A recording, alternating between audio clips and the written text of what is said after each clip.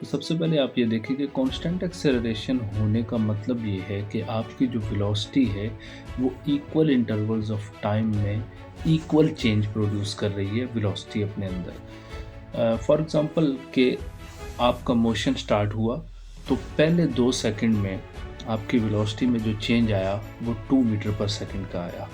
तो फिर अगले 2 सेकंड में भी 2 मीटर पर सेकंड का ही चेंज आना चाहिए, उससे अगले 2 सेकंड में भी 2 मीटर पर सेकंड का ही चेंज आना चाहिए। इसको कहा जाता है कि equal change in velocity in equal interval of time, कि वो जो इक्वल इंटरवल आपने स्पेसिफिक सेलेक्ट कर लिया है उतने इंटरवल में आप जितना मर्जी आगे ट्रैवल करते जाए आपके पास जो चेंज इन वेलोसिटी है वो सेम होना चाहिए। वेलोसिटी डिफरेंट है, वेलोसिटी चेंज हो रही है, बढ़ रही है या कम हो रही है, लेकिन चेंज इन वेलोसिटी जो है वो सेम है।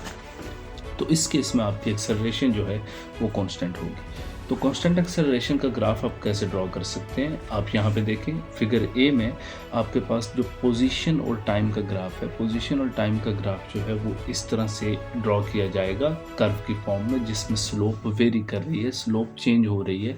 स्लोप ऐसे नहीं है कि कांस्टेंट है, क्योंकि पोजीशन टाइम का जो ग्राफ है वो आपको स्पीड वेलोसिटी बताता है, वेलोसिटी उसकी जो स्लोप है वो आपको वेलोसिटी बताती है।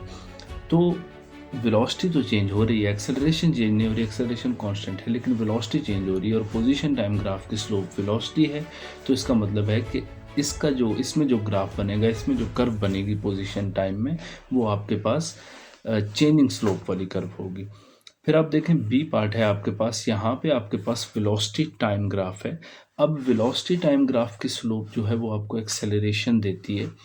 तो इसका मतलब ये हुआ कि ये हमारे पास स्ट्रेट लाइन ग्राफ होना चाहिए, यानी कि जो एक्सेलरेशन है वो कांस्टेंट होनी चाहिए, यानी कि स्लोप कांस्टेंट होनी चाहिए। तो स्ट्रेट लाइन की स्लोप हमेशा कांस्टेंट होती है, या स्ट्रेट लाइन का ग्रेडियंट जिसको आप कहते हैं वो हमेशा कांस्टेंट होता है, जिस वजह से आप यहाँ पे वेलोसिटी टाइम ग्राफ में एक स्ट्रेट लाइन ड्रॉ करेंगे कांस्टेंट एक्सेलरेशन को रिप्रेजेंट करने के लिए।